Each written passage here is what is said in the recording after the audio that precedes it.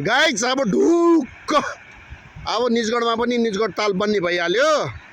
अब निजगढमा पैसै पैसा पैसै पैसा आमामामा यता छुए पैसा उता छुए पैसा।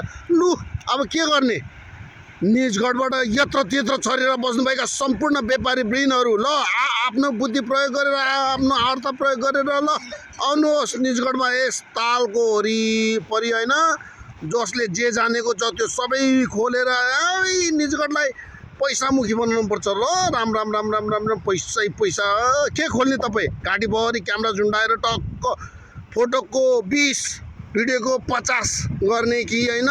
चटपटे सटपटे घोल्ने कि चौचो सोचो बनाउने कि चाउमिन सुक्टी थुक्पा हकडम पकडम धकडम होइन? ढुङ्गा सुङ्गा राखेर होइन? ढुङ्गा खेलाउने हो कि पानी जहाज खेलाउने हो कि साइकल खेलाउने हो कि फोटो खिचेको पैसा लिने हो कि? आमामामा पैसै पैसा हो नि गाइस, पैसै पैसा हो नि। निजगढ त धनी, अब तपाईँ सबै धनी, हामी सबै धनी।